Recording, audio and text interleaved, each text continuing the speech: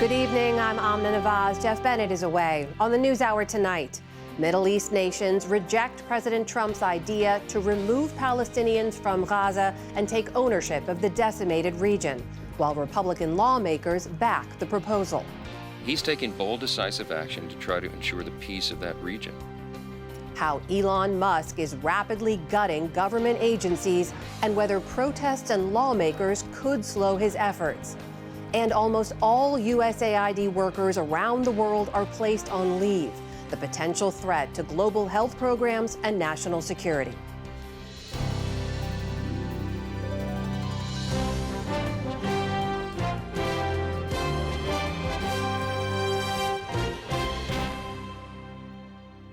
Major funding for the PBS NewsHour has been provided by Cunard is a proud supporter of public television. On a voyage with Cunard, the world awaits. A world of flavor, diverse destinations, and immersive experiences. A world of leisure and British style. All with Cunard's White Star service.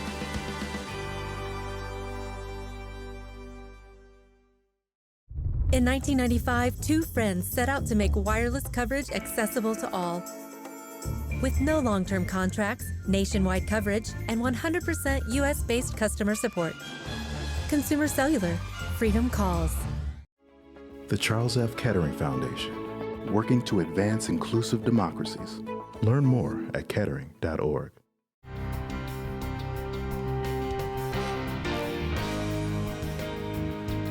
the Judy and Peter Bloom Kovler Foundation, upholding freedom by strengthening democracies at home and abroad. The Walton Family Foundation, working for solutions to protect water during climate change so people and nature can thrive together. Supported by the John D. and Catherine T. MacArthur Foundation, committed to building a more just, verdant, and peaceful world. More information at macfound.org. And with the ongoing support of these institutions.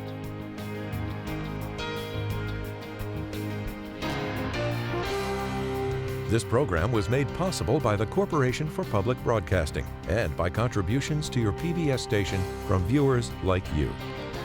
Thank you. Welcome to the NewsHour. President Trump's proposal to, quote, take over Gaza and relocate 2 million Palestinians to other countries is being condemned across the region. The announcement came at a joint press conference with Israel's prime minister yesterday, where President Trump promised to turn the war-ravaged area into a, quote, Riviera of the Middle East. William Brangham reports.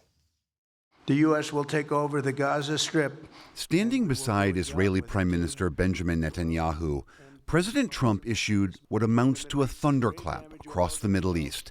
Gaza will be rebuilt, but under U.S. ownership. We'll own it and be responsible for dismantling all of the dangerous unexploded bombs and other weapons on the site. The Gaza Strip is one of the most densely populated places on Earth. But for 15 months, Israeli bombs have turned most of Gaza into a gray ghost town of dust and debris. Israel's air campaign, one of the largest in modern warfare, flattened entire neighborhoods. Israel says Hamas's elaborate tunnel network and the group's practice of embedding its soldiers inside civilian areas meant they had no other choice. But President Trump, who made his name as a New York real estate developer, said he will transform this area into something magnificent. I don't want to be cute, I don't want to be a wise guy, but the Riviera of the Middle East, this could be something that could be so this could be so magnificent. Israeli Prime Minister Benjamin Netanyahu, the man who led Israel's war in Gaza, stood beside the president in complete agreement. Your willingness to think outside the box with fresh ideas will help us achieve all these goals. We don't want no Zionists here. Outside the White House, hundreds of people protesting Israel's onslaught in Gaza called for Netanyahu's arrest. President Trump said his determination to own and develop Gaza was being welcomed. Everybody I've spoken to loves the idea of the United States owning that piece of land, developing and creating thousands of jobs. But leaders in the Middle East flat out rejected the idea. Saudi Arabia said its position on the establishment of a Palestinian state run by Palestinians was, quote, firm and unwavering, and non-negotiable and not subject to compromises. Leaders in Jordan and Egypt also rejected the idea. And similar reactions also poured in from Turkey, the United Kingdom, Germany, France, Spain, Australia, Ireland, Brazil, Russia, and China. In Washington, Democratic Senator Chris Van Hollen of Maryland called the idea ethnic cleansing. He just said that it will be United States policy to forcibly displace 2 million Palestinians from the Gaza Strip. That is ethnic cleansing by another name. But the president's own party stands behind his move. Secretary of State Marco Rubio. People can move back in, but in the meantime, they'll have to live somewhere. Now, the details of that, if it was accepted, would have to be worked out among multiple partner nations. Speaker of the House Mike Johnson. This is a bold, decisive move, and I think you have to do something to eradicate the threat to Israel. It just makes sense to make the neighborhood there safer. I think that's logical. I think it follows common sense. I think people understand the necessity of it. President Trump argued that the Palestinians themselves will welcome his plan. The only reason the Palestinians want to go back to Gaza is they have no alternative. It's right now a demolition site. This is just a demolition site. Virtually every building is down. But despite that destruction, last week, many Palestinians returned home as soon as they were permitted by Israeli forces, on foot, in carriages and cars, walking over the remnants of their communities. Some rode on the backs of others. Today, Palestinians told the NewsHour that they reject the president's plan. The last thing we would do is leave Gaza. I'd rather die than leave, no matter the reason. Even if they said they'd give me $1 million, I wouldn't leave my home, no matter the reason. We reject this decision. The Palestinian people will persevere in our land. The Gazan people are anchored to this land. I think this decision will not pass. So for more on President Trump's proposal for Gaza, we're joined again by Marwan Muasher. He's the former foreign minister and deputy prime minister of Jordan and is now here in Washington, D.C. as vice president at the Carnegie Endowment. Marwan Muasher, so good to have you back on the program. Good to be here. We should say at the outset that Gaza is not an American territory, and yet we have an American president who says the Americans will seize it, will redevelop it, and will own it. What is your reaction to this? Well, a lot of reactions. It's bizarre that the U.S. president says this about territory not owned by the United States. Senator Van Hollen was very accurate in calling it ethnic cleansing. There's no other way to say it. Palestinians are not being asked whether they want to leave or not, and it's clear that they have not left. After 15 months of bombing, they are not crowding at the Egyptian border. They went back to their homes, knowing that their homes are gone. Let me also remind people that Palestinians in Gaza are themselves already refugees. They came from other parts of historic Palestine in 1948. They already know what will happen to them if they, as Secretary Rubio said, if they temporarily relocate. There is no such thing as temporary relocation with Israel. There are many UN resolutions, the most famous of which is 194, that have asked Israel to return back Palestinians who were forcibly displaced in 1948, and Israel has not allowed a single one. So Palestinians know that this time around, if they leave their home, they are not going back to it. We heard in that tape a good deal of the condemnation from nations all across the world. Your own nation, Jordan, is one of the countries that President Trump said the Palestinians should move to. What is Jordan's reaction to this specifically? Jordan cannot receive any more Palestinian refugees than it has already. First of all, Jordan has no geographical borders with Gaza. And so it is not understood why Jordan is being asked to receive Palestinians from Gaza. What this is doing, it seems to me, is giving Prime Minister Netanyahu a green light to annex the West Bank. And that is Jordan's also real concern, that by saying Israel is too small, by saying Palestinians should move out, President Trump is basically suggesting that Israel can go ahead and annex the West Bank, much in the same way that that Israel wants to drive Palestinians out of Gaza.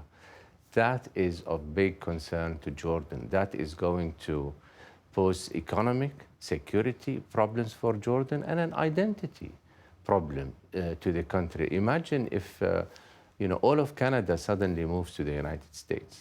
It would change the whole demographic and character of the state.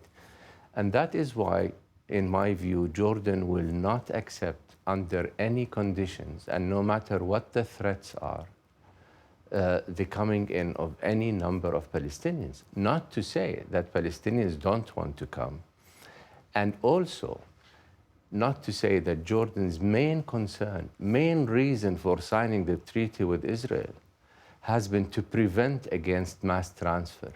This is going to be a clear violation of the Jordan-Israel peace treaty, and it's going to give fuel to the Israeli right who wants to annex the whole land and have a solution at Jordan's expense. Right. This is right in line with what a lot of the conservative Israelis want.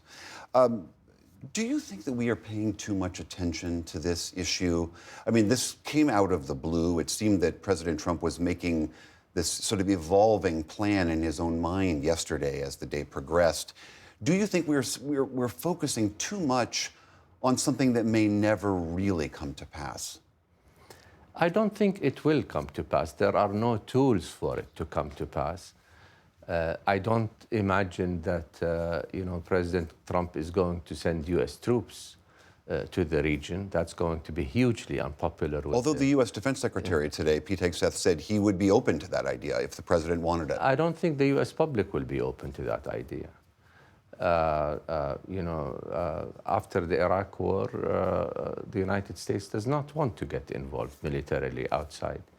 So, sorry, I lost my train of thought here. I mean, is it your sense that this is simply a gambit, a negotiating tactic by Trump? Well, it might be, but I want to say that every time the President of the United States says something, people have to take it seriously. And the decision-making process cannot be done in such a way that a president says something and then, people have to follow. This is going to be dangerous, not just for the Palestinians, but for Jordan, for Egypt, and it should be, taken very seriously before such statements come out. Marwan Mouasher, as always, thank you so much for being here. Thank you.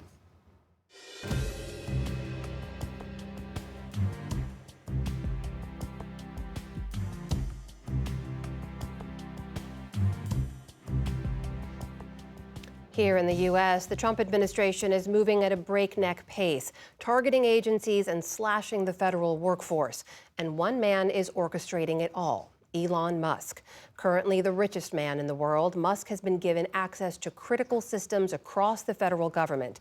Today, White House Press Secretary Caroline Leavitt said Musk could decide for himself if any government funds that his team has access to are in conflict with his business interests. If Elon Musk comes across a conflict of interest with the contracts and the funding that DOGE is overseeing, then Elon will excuse himself from those contracts. And he has, again, abided by all applicable laws. Alarmed by Musk's influence and growing control, House Democrats on the Oversight Committee attempted to subpoena Musk, but were blocked today by House Republicans. Our Laura Barone-Lopez has been covering the latest, and she joins us now. So Laura, Musk and his team, the so-called Department of Government Efficiency, are moving very fast. Bring us up to date. Since Monday, how many more agencies and government systems has he gained access to? So to date, Musk and his team have accessed at least 11 agencies, and the count is growing every day. So that includes USAID, Treasury, Education Department, FAA, FBI, and what does that mean? That means that with access to these agencies, he has access to the government's biggest payment systems, to personnel information, to the personal information of many Americans, HR systems, and much more. The New York Times also recently reported that DOJ has access to the Centers for Medicare and Medicaid Services, which has contracts totaling in $1 trillion.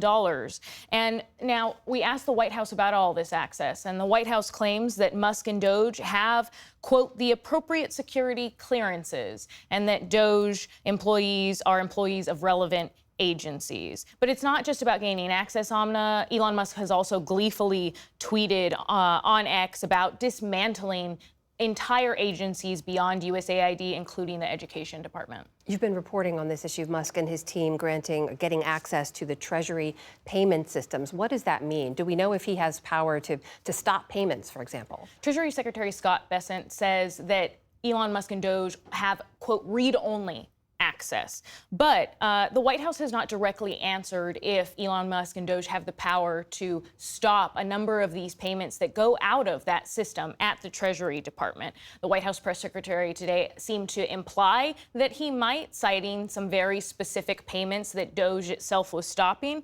But a source familiar that I talked to who was familiar with what happened during the transition, said that members of Musk's team were asking the Treasury's Bureau of Fiscal Service if they could stop payments that were going through that system, and that DOJ wanted information and access to the underlying code of that system. So what could all that mean? What are the implications of that kind of access? I spoke to Natasha Sarin. She's a former Treasury official during the Biden administration, and she said that Musk and DOJ's access, which the DOJ team has a number of 19 to 24-year-olds who have no government experience. She said their access poses a risk. I would think about it as like a data security, cybersecurity risks, right? Risks of private information about individuals, like their social security numbers, their bank account information, getting out to the public. I would think of another category of risks as national security risks. So you're making it more possible for our adversaries. The less secure this data is and this infrastructure is, the more possible it is for our adversaries to be able to manipulate it. So just to hammer it home, Amna, Natasha said that that means that DOJ has access to social security numbers, direct deposit bank accounts for everyday Americans. And we should note that a federal judge did indicate today that he may issue a temporary restraining order against DOJ's ability to access those payment systems. Laura, what do we know about why Musk and DOJ have been given this kind of apparently unfettered access to these government systems? Elon Musk has said pretty publicly that his goal is to cut the deficit by stopping all of these improper payments. But he's made a lot of sweeping accusations without any evidence, calling USAID payments there just totally corrupt. He claims that the Bureau of Fiscal Service, that's that Treasury payment system we're talking about, that they've never stopped improper payments. Well, experts that we talked to say that that's a fundamental misunderstanding of what those civil servants do. They're only responsible for cutting checks. They are not responsible for vetting the payments at all. That happens at the agency level. And so there is a concern amongst government workers that Elon Musk is essentially claiming and creating a head fake, saying that there are all these improper payments going out of the federal government, and claiming that essentially as a permission structure to then eventually stop payments. So in the big picture here, we've seen Musk gain access, get control of these systems. Help us understand the influence. What kind of a takeover is this we're seeing? Well, some of the experts that we talked to say that there's a name for this, and that name is state capture. What is state capture? It's when a wealthy individual like Elon Musk is able to capture the mechanisms of government, gain control of them, and then potentially manipulate them for their personal gain. And I spoke to Tyler McBrien, the managing editor at Lawfare, who said that state capture practically works like this. It's rewriting the rules of the game in terms of law and policy. It's capturing administrative decisions through appointments, budgeting, things like that. And then it's attacking these accountability structures. So the inspectors general, any sort of congressional oversight that should happen, the media as well. You see this now with certain government agencies only reporting things on X and no longer issuing press releases.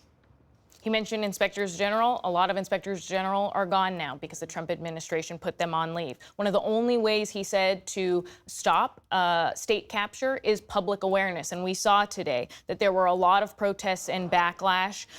There across D.C., outside of the Capitol, hundreds protested the dismantling of U.S. aid. And you hear them talking about chanting against Elon Musk there, Amna. So that is potentially one of the only ways that state capture could be stopped. Laura Brown-Lopez, thank you.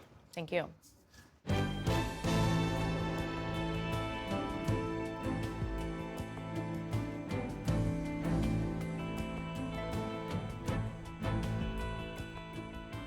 We start the day's other headlines with a busy day at the White House that includes visits by two of the nation's most high-profile governors and an executive action that takes steps to restrict transgender rights in sports. Oh, I think we have a 10. We have a 10. On National Girls and Women in Sports Day, President Donald Trump pushing through another campaign promise through executive order. The war on women's sports is over. Banning transgender athletes from competing in women's sports. In recent years, the radical left has waged an all-out campaign to erase the very concept of biological sex and replace it with a militant transgender ideology. Under the order, schools allowing transgender athletes to compete would be violating Title IX, the federal law banning sex discrimination in schools, and could be denied federal funding as a result. But a setback today for another campaign promise, as a second federal judge put a hold on Trump's executive order to end birthright citizenship. U.S. District Judge Deborah Boardman issued a nationwide injunction saying that the order, quote, runs counter to our nation's 250-year history of citizenship by birth. Meanwhile, in Washington, California Governor Gavin Newsom became the first Democrat to visit the White House to meet with the president, trying to secure federal funding to help Los Angeles communities ravaged by deadly wildfires. The president has repeatedly threatened to withhold that aid if the state doesn't take certain unrelated steps, like enacting voter identification measures for elections. I, Pamela Bondi. And Trump's own cabinet continues to come together. Pam Bondi, former Florida Attorney General and Trump impeachment defense lawyer, sworn in today to the nation's top law enforcement job. Secretary of State Marco Rubio continues his five-nation visit across Central America as Guatemala's President Bernardo Arévalo offers to accept deported migrants from the United States, including those from other countries. Guatemala is and will continue to be a partner with the United States, a partner to address the problems that we face as a region. That follows a similar agreement from El Salvador this week. As one of President Trump's top priorities, immigration gains more foreign partners. Also today in Sweden, police are trying to figure out the motive of a gunman who carried out the deadliest mass shooting in the country's history. Authorities now say 11 people are dead, including the shooter, following yesterday's massacre at a school for adults in the city of Örebro. Sweden's king and queen laid wreaths outside of the school today. Stunned locals also paid tribute, saying they never expected an attack like this in their community. Not in this place. I mean, you've heard about it in different parts of the world, but of course it's a shock. It's your hometown, and yeah, it's so many lives destroyed. It's hard to find words. Sweden has recorded some of the highest per capita rates of gun violence in the European Union in recent years, but deadly school shootings are rare. Officials say 5 victims are still hospitalized in serious but stable condition. Argentina is withdrawing from the World Health Organization due to the, quote, profound differences with the agency. President Javier Milei's decision follows President Trump's executive order to pull the U.S. out of the WHO. The organization coordinates responses to global health threats and provides technical assistance to poorer countries. Its work is critical during outbreaks of diseases like Ebola and AIDS. A government spokesperson said Argentina's decision was largely a response to the WHO's guidance during the COVID pandemic. This is based on the deep differences regarding, of course, health management, especially during the pandemic. We Argentines will not allow an international organization to intervene in our sovereignty, much less our health. Argentina's departure from the WHO complicates the agency's efforts in global health. Though the country provides only a fraction of the WHO's total budget, and it's under no obligation to follow the agency's guidelines and recommendations. The racial gap in maternal mortality rates widened last year here in the U.S., according to new federal health data out today. The CDC found that in 2023, Black women in the U.S. died at a rate nearly 3.5 times higher than white women. That's a greater disparity than the prior 2 years, when Black women were 2.6 times more likely to die either before, during, or soon after childbirth.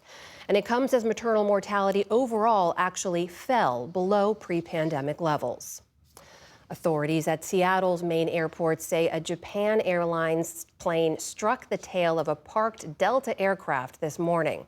Video from inside the Delta plane shows airport personnel attending to the scene. A Delta spokesperson says the Boeing 737 was waiting to have ice removed when the wing of another aircraft reportedly made contact with its tail.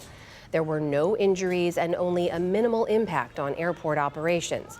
But it's just the latest in a string of incidents that have raised concerns about the nation's airline safety. On Wall Street today, stocks posted modest gains amid a flurry of corporate earnings. The Dow Jones Industrial Average gained more than 300 points. The Nasdaq added nearly 40 points on the day. The S&P 500 also closed in positive territory. And Harry Stewart Jr., a decorated World War II pilot and one of the last surviving Tuskegee Airmen, has died. After Pearl Harbor, Stewart enlisted as soon as he turned 18. He joined what was considered an experiment to train Black pilots in Tuskegee, Alabama. Stewart went on to fly 43 combat missions, nearly one every other day. He earned the Distinguished Flying Cross for downing 3 German aircraft during a single dogfight. Stewart retired as a lieutenant colonel in 1950, but later returned to the skies to give rides to aspiring young pilots. Harry Stewart Jr. was 100 years old. Still to come on the NewsHour, the global impacts of putting nearly all USAID workers on leave. How President Trump's mass resignation offer is causing widespread confusion for federal workers. And Chef Alton Brown offers reflections and ruminations in a new book of essays. This is the PBS NewsHour from the David M. Rubenstein Studio at WETA in Washington, and in the West from the Walter Cronkite School of Journalism at Arizona State University. The Trump administration is continuing to dismantle the U.S. Agency for International Development, posting this message on the agency's main page web. It says on Friday, quote, all USAID direct hire personnel will be placed on administrative leave globally, with the exception of designated personnel responsible for mission-critical functions, core leadership, and specially designated programs. Secretary of State Marco Rubio had this to say. Our goal for USAID was to align the programs that it fulfills with the foreign policy of the United States. And yet, over the last 2 decades, it has not, and it has gotten worse and worse. And multiple administrations have complained about it, but none have done anything about it. We are going to do something about it. This is not about ending foreign aid. It is about structuring it in a way that furthers the national interest of the United States. For perspective on all of this, we turn now to Andrew Natsios. He was the administrator for USAID during the George W. Bush administration. He's now at Texas A&M University. Andrew Natsios, welcome back to the NewsHour. I just want to start with your response to what we've seen over these last few days, essentially a complete takeover of USAID by Elon Musk, and now the entire team placed on leave. It's not a takeover, it's a destruction of the agency. And I just want to say I've always had respect for Marco Rubio, and I don't now because of the nonsense he just said. AID was more aligned with President Bush's foreign policy than the State Department was, and sometimes even than the Defense Department was. That's not the problem. The problem is they don't have an administrator to run the agency to move it toward the right.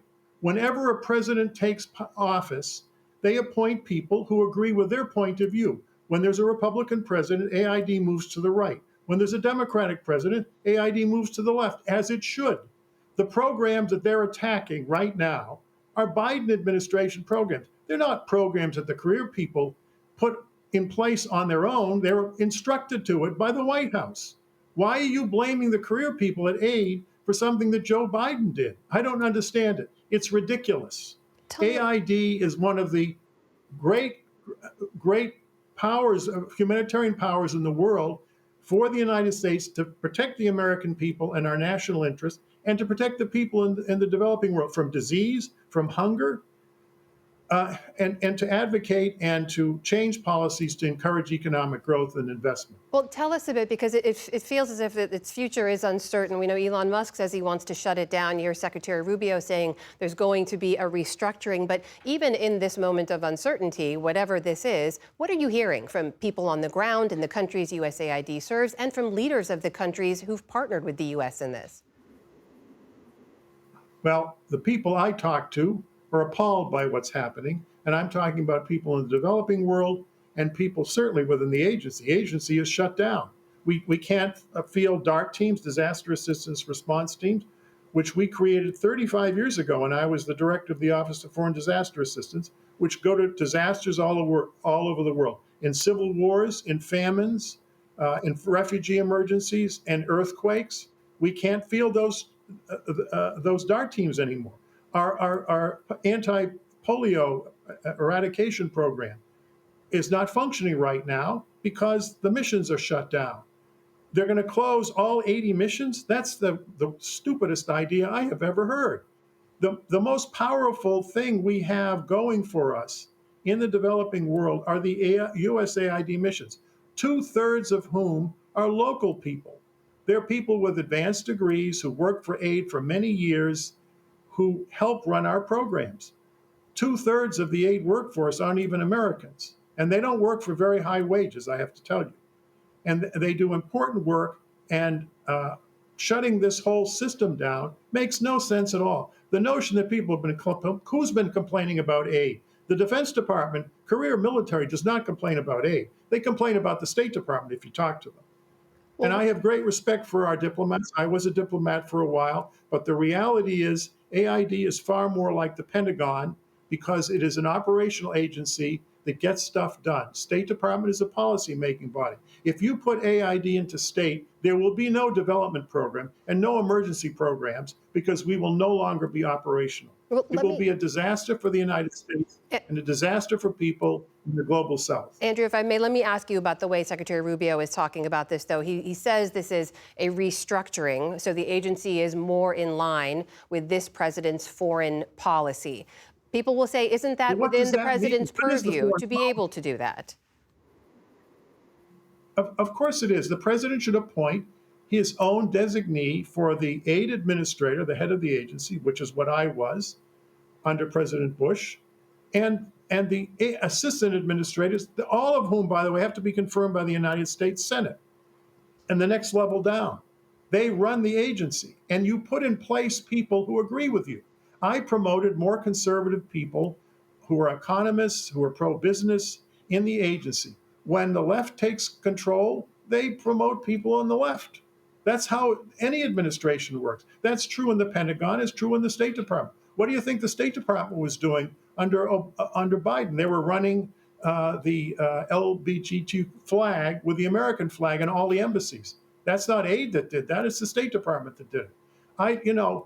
These issues are subterfuge. I think what they wanted to do is to show that they were in control and they wanted to make cuts, and they've made up these illusory charges against AID that make no sense and are not accurate. With all due respect, none of these people know anything about AID. What does Musk know about international development? Absolutely nothing. He has a bunch of young kids in their 20s. They don't know, they're techies. They don't know anything about international development. They don't know anything about the global South. They don't know anything about the programs and policies of the agency. AID is the most pro-business and pro-market of all aid agencies in the world. I can tell you that categorically. I am a conservative Republican. I'm not a liberal. And I've served in repeated Republican administrations. And the notion that the agency is a Marxist, they said they made the accusation it was a Marxist organization. That's utterly ridiculous. I know we have private sector officers in it. We have a program that we started when I was administrator called the Global Development Alliance that brings in American businesses who contribute $6 billion a year to AID's programs. They don't give us the money. We don't give them. We jointly invest in the same projects, and we manage the projects for the businesses. The business community in the United States is very pro AID. They never bothered to ask the business community what they thought of this whole attack on AID and an attempt to abolish it. I can't quite tell what they're trying to do. Musk says he wants to abolish aid, and Rubio says he wants to merge it into state. Which is it? Andrew Natsios, we will have to leave it there. We do thank you for your time and insights. Thank you for joining us. Former administrator of USAID, Andrew Natsios.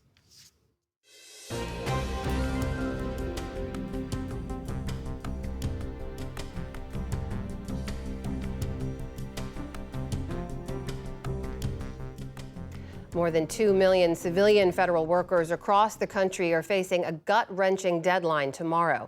They can either accept an offer from the Trump administration to resign and keep their pay and benefits through September, or they can pass on the offer but take a gamble that they may be laid off in the weeks ahead. It's part of Elon Musk's push to dramatically cut the size of government. That includes intelligence agencies like the CIA and the NSA, who are looking at the same offer. Lisa Desjardins and our team have been talking with workers throughout the government, and she joins me now. So, Lisa, there's been a blitz of directives and actions around federal workers. Help us understand what's happening and why it matters. Presidents have the right, as we just heard, to change agencies and to affect political appointees. But what's happening here is sort of an unprecedented barrage of activity against the largest civilian workforce in this country. Pressure tactics, people told to snitch on their coworkers. And let's take a look at through all the orders that federal workers have received in the last bit. First, there is a hiring freeze in place across government. They have this deferred resignation deadline that you talked about for tomorrow. There have been administrative leave notices, layoffs in places. There's been lists of new requirements that people think are going toward a purge. Their back to office policy starts beginning Friday at the Department of Defense. Now, as you said, Trump wants to downsize government, but what's happening here is something even bigger, a bigger message, which is it doesn't matter what your skill set is. We're not looking at your job. We simply want you to resign, whoever you are. So what's happening for workers is they're thinking, if I could be fired, do I need to return to the office? There is a debate over returning to office. Of course, it can be had. But our producer, Diane Lincoln Estes, spoke to some federal workers who are dealing with this issue. One of them she talked to in Texas explained that this difficult decision puts her family in a tough spot. I cried, sobbed in my car.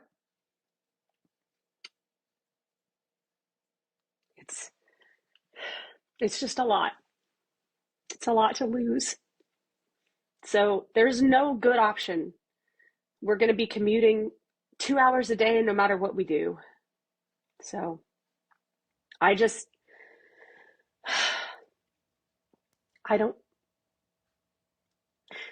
thing that gets me is why? Why? Stop lying. It's not efficiency.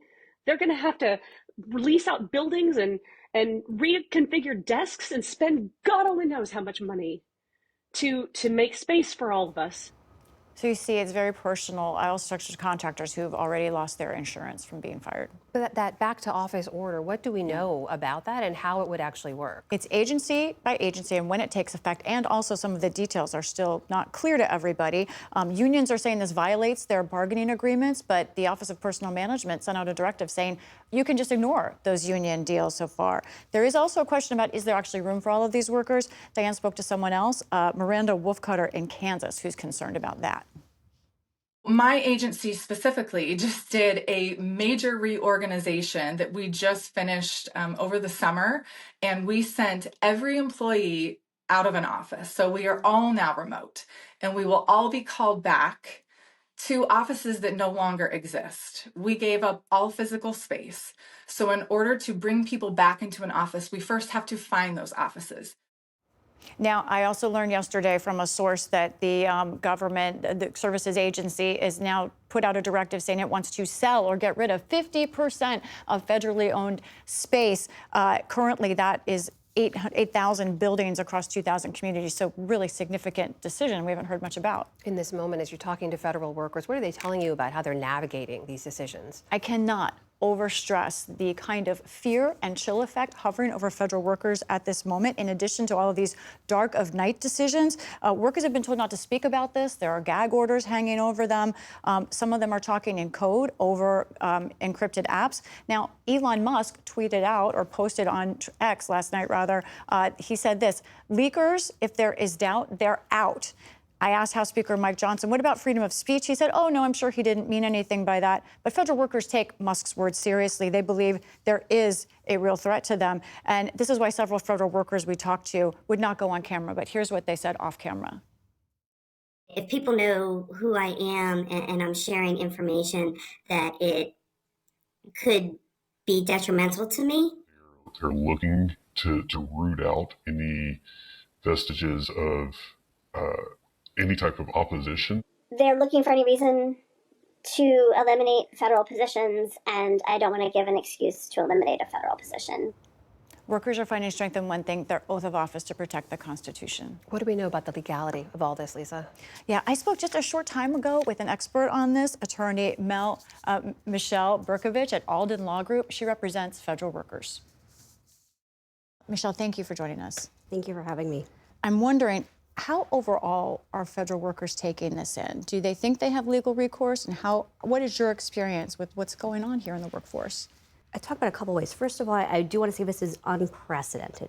In the federal government, usually when there's workforce restructuring or major changes, it's a very deliberate process. The government does a lot of really, really important things that make this nation function and make it function well. So if you're going to be doing a buyout or retirement program, the agency's doing studies, they're realigning functions, they're making sure the essentials are there to get the job done. Bureaucracy does not move at lightning speed, but sometimes there's a reason for that.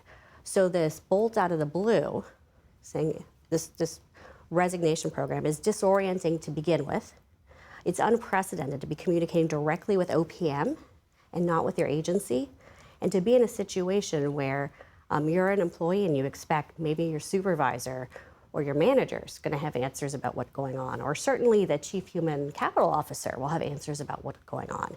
Are you sensing anger, fear? What are you getting from these workers? Yes, so federal employees believe in the government, in their mission, and they're all of a sudden hearing that they're lazy, unproductive, underperforming. That's very hard to hear because, quite frankly, they're some of the hardest working people I know. And they don't know who to trust anymore because answers change so quickly every day. You're used to having a place where you can at least get some firm information, some data, some evidence-based decision-making. That is not the case here. And at the same time, they're being presented with these very vague choices. There's threats to their livelihood coming from all sides. In a nutshell, for a layperson, why might this not be legal? I think it comes down to the fact that it's not clearly legal. There are not clearly appropriated funds. There's not clear authority pursuant to regulation or long-standing guidance. And there's no precedent.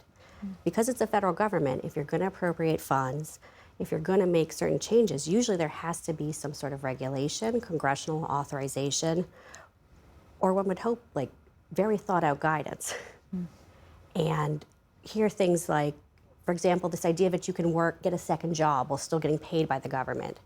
That is very questionable. It's only in very narrow circumstances. There are a lot of rules and regulations that limit that, and limit that for a reason. So your advice to workers who have a deadline here, especially on the resignation offer, what should they do?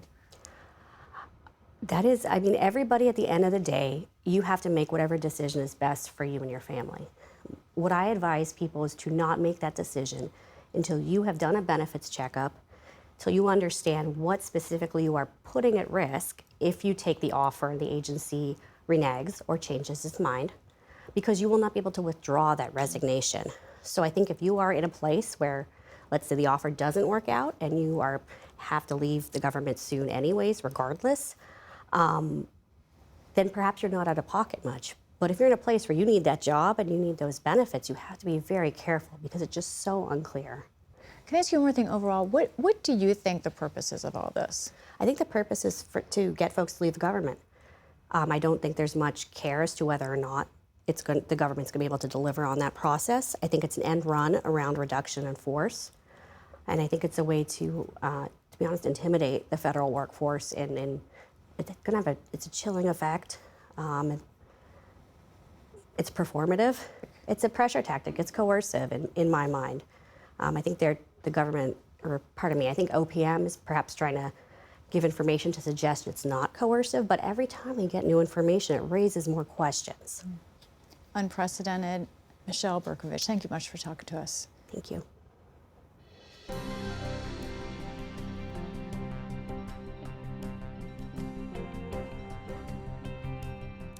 Fusing cooking, chemistry, and comedy, Alton Brown has made a name for himself as a TV host and Food Network fixture. His creative eye and quick wit captivated audiences of Good Eats, Cutthroat Kitchen, and Iron Chef America. Now he brings that same humor to the page in his new book, Food for Thought, a collection of personal essays. Jeff Bennett spoke with him earlier this week. Alton Brown, welcome to the NewsHour. Thanks for having me on. You have had such a unique professional journey, starting from your beginnings in television as a cinematographer for music videos. Indeed. When did you discover that food was your true calling? I don't think food was ever my true calling, but I think telling stories about food was a true calling. And I think that it happened right when, it was early 90s, probably around 1992, when I started thinking more about food. When I was actually on set shooting TV commercials, I was thinking about cooking. And that's when I thought, well, that's a little backwards, so maybe I need to spend a little bit more time with this food thing. Yeah.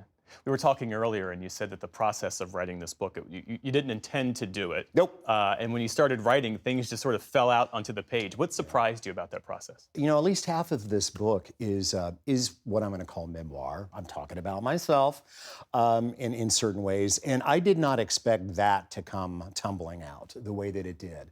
I like to say that I've lived my life without a rearview mirror. I don't think a lot about the past, but apparently that's not true. I think about it plenty.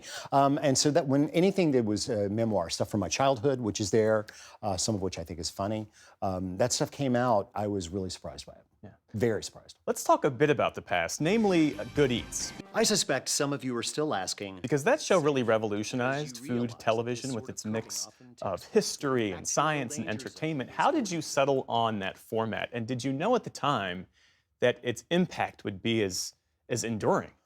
Oh, like most people that are doing something strictly for themselves, which I was in that case, I had no idea that it was going to have any impact at all. When I first started thinking about writing that show and making that show, I had no intention of hosting it either. I was just going to write it and direct it. But I literally wrote down on a notepad, Julia Child, Mr. Wizard, Monty Python. Because I thought if I could get those three types of things into a show, it would be the kind of food show I would want to watch. And at the time, I didn't realize that I would do it, but that was kind of the mission statement. What do you make of the evolution of food as entertainment since then, on TV, but nowadays on social media? Well, everything has changed, more than I ever could have fathomed. You know, at the time that I started Good Eats, if you wanted the recipes, you had to send a address stamped envelope into this place in Ipswich, New York, I remember, in order to get things back. There was no internet. You know, we were on dial-up, the ones of us that were very sophisticated. I think that food's role in society and in culture has, of course, amplified, which is greatly due to Food Network, but then also proliferated and mutated. In a way that concerns me as someone who has spent most of my professional life trying to teach people how to cook. I think that food has moved into a lot of spaces that it probably shouldn't be in. We look at it more than we think about it. We fetishize it more than we share it. So I worry about food. I worry about cooking, and I worry about food and its place in culture in general now. I never would have seen this coming. You've always emphasized the science behind cooking. What's a common misconception that still frustrates you? There are so many kind of myths that are held about food. For instance, I still hear people talking about searing meat seals in juices. No, it doesn't. It does not. It doesn't do anything even remotely like that. What's it do then? Oh, it adds flavor. But you know, let me tell you, if you sear a piece of meat, you weigh it, you sear it, and you let it sit for a couple of minutes, and guess what? It's lost weight. You've done damage. Liquid comes out. It's worth doing, but it doesn't seal in flavor. But that's such a wonderful kind of trope, and it's such a beautiful idea. If you could teach home cooks one fundamental technique, what would it be? Read the recipe. How to actually read a recipe, which people have lost that ability. It's one of the things that I blame TikTok for, is that we have forgotten how to interact with this piece of instructional writing. You know, my thing is, you sit down, you read it like you would read a short story, and then you read it again while taking notes about it. Do I have these ingredients? Do I know what this word means? Does anything need to marinate for 8 hours? And to do that without touching tools, without touching the food. Learning how to read a recipe properly is the single biggest upgrade any beginning or even kind of middle skill cook can do to enhance their skill set. You mentioned tools. What's a tool that every home cook should have? A good kitchen table. A good kitchen table. If you don't have a good kitchen table, nothing that you do in there matters. It's where the people come together to share the food. It's absolutely pivotal. It should be the center of the entire house, in my opinion. Well, you have taken your culinary mastery to the stage. You've been doing these live events all across the country. What do you enjoy about that? Oh, I love performing in front of live audiences. And I think that live performing now more than ever, and live events are really critical. We don't have a lot as a society. I don't think we have a lot of places where we get together anymore. We don't sit down and eat with strangers very much anymore. The going into a theater and having a bunch of people sit down to watch a performance, I think is really special and very, very badly needed in this time. But for me, someone that spent most of his time in television, it's like this massive energy source that gives you back what the camera takes away, which is really lovely and enjoyable. Well, you said in the book that you are fortunate to have a loyal and passionate fan base, and that when you interact with folks, inevitably they ask you the same 5 questions. May I ask you these 5 questions? You may ask me the 5 questions. So we yes. can get these answers on the record? Okay. Sure. What foods do you always keep in your refrigerator? This answer changes constantly depending on what's actually in the refrigerator, but I usually say 12 different kinds of mustard, 4 containers of olives, there's going to be some butter, and about 12 leftover containers of takeout Chinese food, and the only thing that I can recognize on a regular basis is the HeartGuard pills that we keep to give our dogs. What are your guilty pleasure foods? Oh, in that part of the essay, I talk about my problem with Little Debbie Nutty Bars. Which is a really junky snack food that's wafers with peanut butter cream in between that's coated in this. They say it's chocolate. It's not. Chocolate doesn't feel like that. It's closer to something you would make candles out of, I feel certain. But the whole point, and this goes back to childhood, is that there's a way to disassemble the bar because it's a wafer thing. The way you've got to move the pieces off and the order that you have to eat them makes Oreo eating simple by comparison. And so that's, I don't get them very often. But I'm mouth-watering right now thinking. Number 3, what is your least favorite thing to cook? Hard-shell blue crabs. Hard-shell blue crab because it's too much work for almost no return of satisfaction. Now, if they're soft-shell, that's a whole different thing. But yes, my least favorite food to cook, because not only do I not like doing it, I don't really like eating it. I can make great crab cakes without crab. What food do you refuse to eat? Octopus. I used to do a fair amount of work for the Monterey Bay Aquarium out in Monterey Bay, California. I would do lectures and things out there, and I would get to, I'll make this short. I used to visit this octopus a lot, a giant Pacific octopus.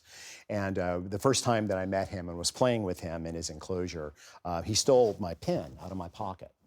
And of course, you know, they taste with their tentacles and they recognize things by their tentacles. And in the story, which I tell, I came back about 8 months later and he was getting very old at that time and they were actually going to take him off of display because they had very short lives. But he touched my hand with one tentacle and then with another tentacle reached up for my pen. He remembered me. He tasted me and remembered me. And I'm like, friends don't eat friends. That's extraordinary. I don't do that. And what would your last meal request be? My last meal request would be, as I say in the book, my wife is a fantastic cook. She'll like go out and like pick some things from the yard and she throws them in the pot. And it's like the best thing that I've ever had. So I think one of her soups would be my last meal, maybe with a good scotch and a nice cigar, and I'd be good with that. There you go. Yeah. Alton Brown, the book is Food for Thought. A real delight to speak with you. Thanks for coming in. Thank you for having me on it. I'm glad you enjoyed the book. It's terrific. And that is the NewsHour for tonight. I'm Amna Nawaz. On behalf of the entire NewsHour team, thank you for joining us. Major funding for the PBS NewsHour has been provided by On an American Cruise Line's journey, travelers experience the maritime heritage and culture of the Maine coast and New England islands. Our fleet of small cruise ships explore American landscapes, seaside villages, and historic harbors, where you can experience local customs and cuisine. American Cruise Lines, proud sponsor of PBS NewsHour.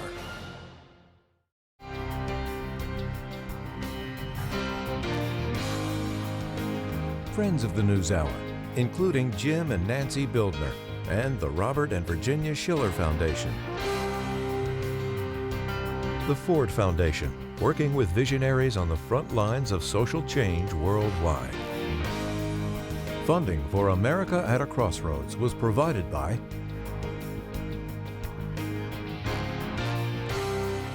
and with the ongoing support of these individuals and institutions.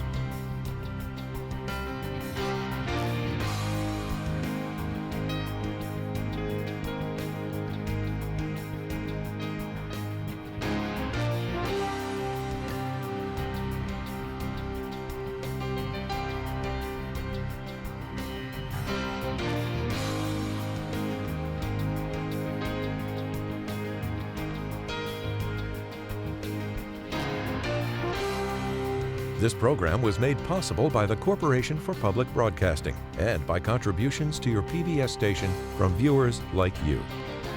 Thank you.